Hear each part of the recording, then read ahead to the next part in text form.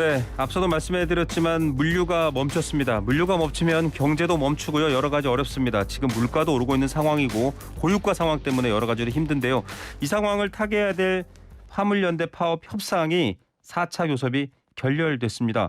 과연 왜 결렬됐는지 어떤 부분 때문에 해결되지 않는지 저희가 당사자 연결해서 얘기 들어보도록 하겠습니다.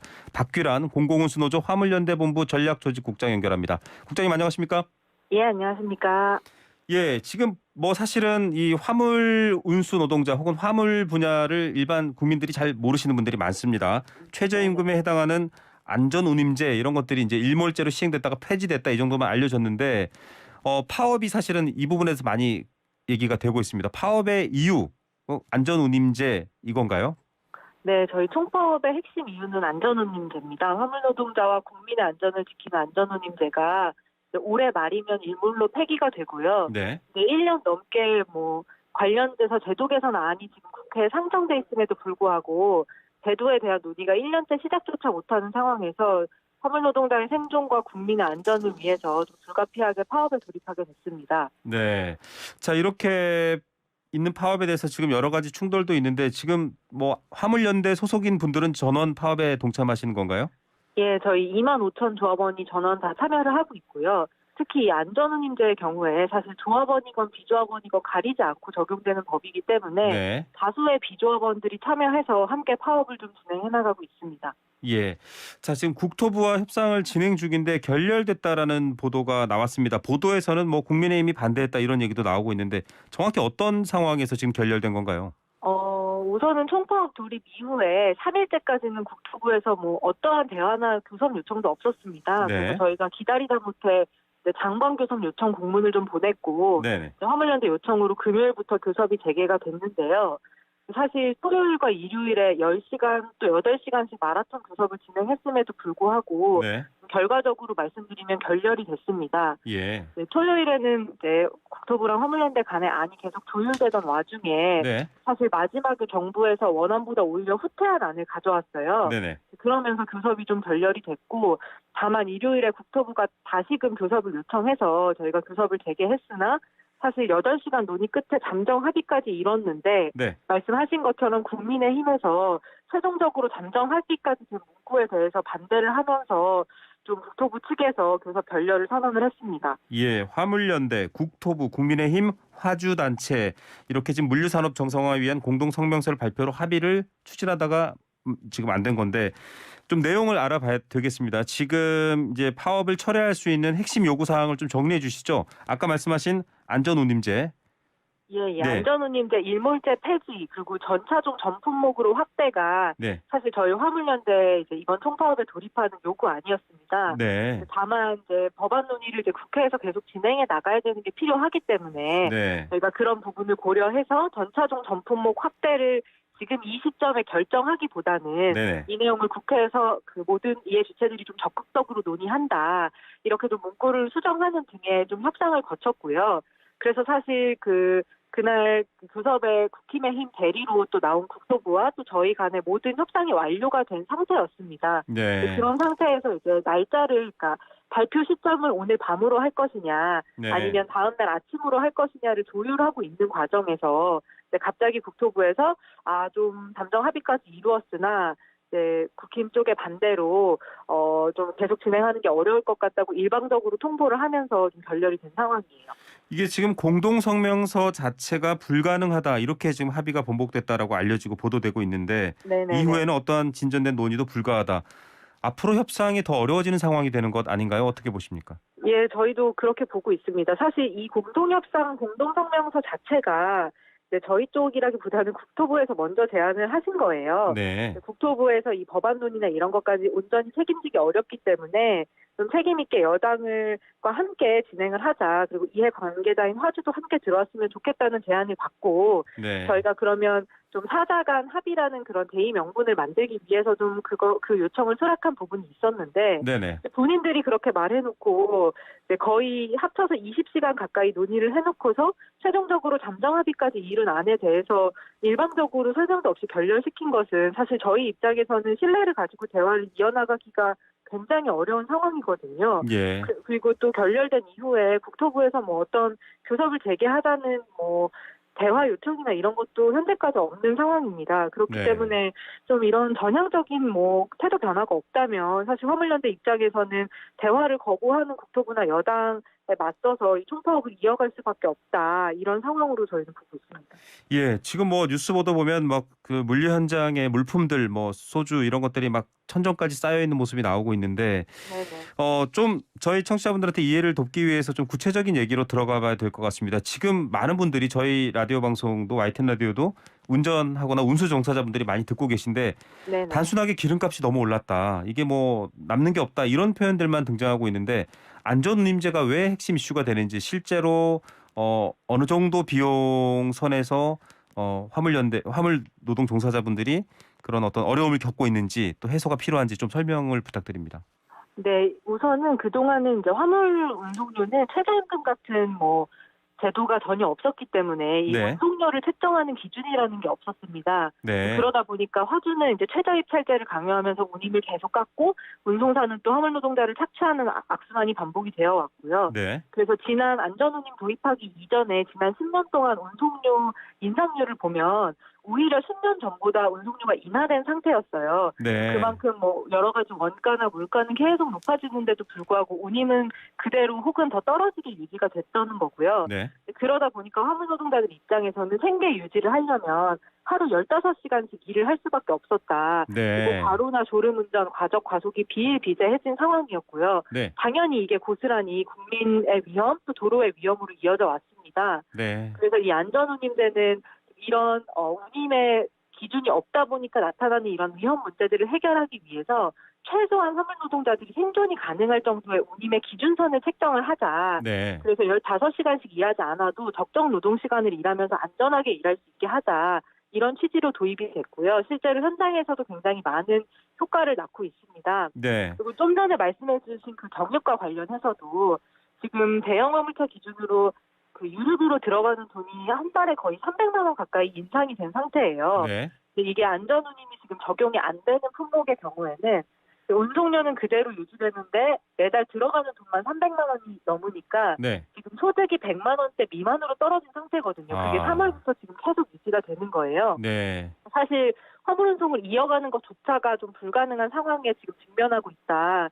저희는 이렇게 보고 있고, 다만 이 안전운임의 경우에는 3개월마다 유가와 연동해서 운임이 변하는 이제 시스템으로 만들어져 있습니다. 그러다 보니까 경유가 폭등이 닥친 이번 상황에서도 이제 안전운임제가 적용되는 품목의 경우에는 뭐 유가가 오르면 그만큼 운송료가 오르고 유가가 떨어지면 그만큼 운송료가 떨어지기 때문에 네. 이 유가 변동의 여파 없이 안전적으로 운송을 이어가고 있고, 이런 점만 보더라도 이 안전운임이 좀 확대가 돼야 화물 노동자들이 안정적인 그 조건에서 좀 생계 위협을 덜 받으면서 살아갈 수 있다. 이렇게 이해를 해주시면 될 것 같아요. 예. 자, 뭐 여러 가지 설명을 해주셨습니다만 특히나 이런 어떤 그 안전운임제에 대해서 반대하는 입장의 목소리도 있습니다.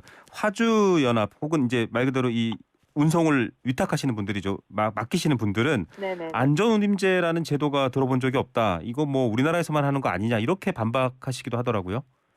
네, 근데 그런 보도를 저희도 이제 계속 봤는데 네. 사실 사실관계가 다른 내용이거든요. 아, 네. 이미 세계 여러 나라들에서 혹은 주에서 안전운임을 시행하고 있고요. 뭐 대표적으로는 캐나다 밴쿠버 항에서 이제 컨테이너를 나르는 화물 노동자에 대한 안전운임이 적용이 되고 있고요. 네. 우리나라랑 마찬가지로 오히려 과태료 행정처분 내용은 더 셉니다. 이걸 위반할 경우에는 아예 면허가 그러니까 운송사의 면허가 정지가 되거나 네. 아예 화물 운송이 불가능한 조건으로 만드는 정도로 좀 강한 행정처분을 하는 제도를 운영하고 있고요. 브라질 같은 경우에도 화물 노동자들 최저운임제를 진행을 하면서 이제 이 최저운임을 어겼을 경우에는 원래 져야 했던 임금의 뭐 2배 이상이 되는 과태료나 벌금을 물게 하는 제도가 네. 또 도입이 되어 있고요. 호주의 경우에도 전국적으로 시행되는 안전운임 제도에 대해서는 시행이 중단이 됐지만 여러 주에서 뭐 뉴사우스웨일스 주라든지 빅토리아 주에서 이미 30년째 안전운임제를 시행을 하고 있습니다. 네. 그래서 저희는 사실 해외에서 이렇게 제도가 시행 중인 게 너무도 명확함에도 불구하고 굳이 이게 있는 제도를 없는 척하면서 우리나라에만 있는 제도라고 호도하는 게 굉장히 의도적이라고 생각이 들고요. 네. 또 일부의 경우에는 연구자들조차도 그런 입장을 내던데 사실 그거는 연구 윤리 측면에서도 이제 있는 제도를 없다고 얘기하는 네. 것이 굉장히 심각한 문제이지 않나 네. 이렇게 좀 생각을 하고 있습니다. 알겠습니다. 그리고 IAEA 같은 경우에도 이제 네. 화물 한국의 안전운임제나 또 밴쿠버항 아니면 호주의 안전운임제를 모델로 해서 또 IAEA로 지침으로 안전운임제와 비슷한 방식의 화물 노동자들 운임 제도가 필요하다는 지침을 작년에 낸 바가 있어요. 예. 실제로 국제적으로는 이 안전운임제를 확대하는 게 추세가 되어가고 있고 굉장히 일반적이고 당연히 되어야 할 바로 인정받고 있는 지금 시점에서 한국에서는 오히려 있는 법을 없애면서 좀 시계를 거꾸로 돌리고 있는 것이 아닌가 이런 좀 우려가 듭니다. 네, 국제노동기구에서도 전 세계 여러 나라에 이미 잘 운영되고 있는 사례가 있다 이렇게 얘기하고 있는데 이게 사실 일몰제로 시행됐기 때문에 이제 폐지가 됩니다. 법은 일단은 뭐 지금 법에서 새로운 변화가 없다라면 폐지가 될 수밖에 없는데 네네. 국회 다수당은 지금 민주당이잖아요. 네, 그렇죠. 민주당 쪽하고는 좀 협의를 하고 있나요? 지금 원구성 자체가 안 되고 있는 상황이어서. 네, 사실 민주당이랑은 좀 저희가 논의가 굉장히 많이 진척이 되고 있고요. 네. 민주당에서는 원구성 즉시 논의를 해서 처리하겠다는 입장이고 네. 또 아직 법안이 발의되지 않은 품목 확대에 대해서도 이미 함께 법안 발의를 하기 위한 이제 논의를 조율하고 있는 단계입니다. 네. 다만 사실 지금까지 국회에서 이렇게 논의가 지지부진하고 이루어지지 않았던 이유가 사실 이 일몰이 되기 1년 전에 국토부가 제도의 시행 성과를 국회에 보고를 하기로 되어 있었어요. 네네. 그래서 그 보고가 이루어지면 그 즉시 국회에서 논의하는 것으로 결정이 이미 되어 있었는데 국토부가 그 보고해야 되는 시점을 6개월이나 넘을 때까지 아무런 보고나 뭐 공유를 하지 않고 있었던 거죠. 네. 그러다 보니까 저희 입장에서는 민주당 측에서 이렇게 함께 법안을 추진하겠다고 의사를 밝힌 것에 굉장히 긍정적으로 좀 평가하면서도 한편으로는 국토부에서 명확한 입장을 밝히는 것이 이 제도를 논의하는 출발점이다. 네. 그렇기 때문에 지금 국토부의 역할 그리고 또 그 여당의 역할이 중요하다 이렇게 좀 보고 있는 겁니다. 지금 신임 원희룡 국토부 장관이 을 만났다면 어떤 말들을 좀 요구하시거나 어떤 얘기를 했으면 좋겠다라는 생각이신가요? 사실 원희룡 국토부 장관이 저희에게 뭐 직접 대화를 요청한 적은 없지만 네. 인터뷰를 보면 대화를 지속하고 있다. 대화가 필요하다. 언제든 대화의 네. 문이 열려 있다. 이렇게 말씀을 하신 상황입니다. 그래서 저희는 그 화물연대와 늘 대화를 열어놓고 있다는 좀 약속을 지키셨으면 좋겠다. 이런 말씀을 좀 먼저 드리고요. 네. 또 국토부가 사실 사업이 이렇게 진행된 이유는 사실은 이 안전운임제를 좀 지속하고 또 평가하고 시행하는 데 있어서 책임은 주무부처인 국토부에 있는 그렇죠. 거잖아요. 그런데 국토부가 이 국회에 보고한다거나 시행 성과를 내서 자신의 좀 입장들을 명확히 한다거나 이런 당연히 했어야 하는 의무를 좀 하지 않았기 때문에 발생한 파업이다. 네. 라는 것을 이제 새롭게 부임한 그 국토부 장관님도 꼭 알아주셔야 되는 부분이라는 생각이 들어요. 지금 네. 계속 뭐 국토부는 책임이 없다, 대화로 풀어야 된다, 노사가 얘기해야 된다고 하시는데 사실 이 총파업의 도입 배경은 명확하게 국토부에 있다. 네. 그리고 지금까지 총파업이 일주일 넘게 이어진 이유도 화물연대와의 대화를 거부하고 화물연대가 최종적으로 합의해준 합의안까지 뒤집으면서 이 대화나 교섭을 이어가지 않는 국토부에게 지금 파업 장기화의 책임이 있다라는 것을 좀 명확하게 말씀드리고 네. 책임 있는 자세를 요청드리고 싶습니다. 자, 국토부의 책임이 있다. 저희가 국토부에도 인터뷰 요청을 넣고 있습니다. 국토부 입장도 네네네. 들어보도록 하겠고요. 지금 경제계에서도 그렇고 고물가, 고유가, 고금리 어려운 상황이다 보니까 업무 개시 명령을 해야 된다라고 요구를 하고 있기도 한데 지금 사실은 결렬 이후에 좀 강한 파업 유지 또 기조를 내세우고 있잖아요. 네네. 업무 개시 명령이 시행돼도 파업은 계속되는 건가요? 사실 업무 개시 명령의 경우에는 이게 개시 명령을 따르지 않을 경우에는 화물 운송 자격까지도 박탈이 가능한 제도입니다. 네. 그래서 사실은 개인의 자유를 굉장히 극도로 제한하는 것이고요. 또 사실 화물차를 이미 소유하고 있고 이 화물 운전을 통해서 생존을 이어가고 있는 화물 노동자들 입장에서는 정부가 생존권을 법적으로 박탈하는 법인 거예요. 네. 그렇기 때문에 굉장히 이 헌법적인 권리를 침해할 수 있는 여지가 크고요. 그렇기 때문에 2003년에 도입되고 지금까지 단 한 번도 개시된 적이 없습니다. 네. 그래서 저는 이 업무 개시 명령 자체를 좀 시행하는 것 자체가 불가능한 일이다. 이거는 국민의 자유를 생각해봤을 때 가능하지 않는다는 입장이 우선적으로 있고요. 네. 또 한편으로는 정부에서 계속 얘기하는 게 이제 화물노동자가 노동자가 아닌 개인 사업자라는 거잖아요. 네. 그렇게 말하면서 한편으로는 개인 사업자라면서 국가가 시키면 일을 해야 된다는 게 또 네. 자기들 안에서도 말이 안 맞는 부분이라는 생각이 들어요. 그래서 연무개시명령 자체 문제가 굉장히 크다고 생각하고 이것을 시행할지 말지의 여부는 최종적으로 정부가 결정을 하겠지만 저희 입장에서는 이 화물노동자의 생존 그리고 나아가서 국민의 안전을 지키기 위해서는 좀 답이 나오기 전까지는 이 파업을 지속할 수밖에는 없다. 이런 말씀을 드리면서 좀 청취자분들에게도 지지를 좀 요청을 드리는 바입니다. 예, 참 모두의 피해가 되지 않기 위해서 어서 빨리 대화를 재개하고 또 합리적인 결론을 도출해야겠다라는 마음만은 다 같으실 것 같습니다. 오늘 말씀 네네. 여기까지 듣겠습니다. 감사합니다. 예.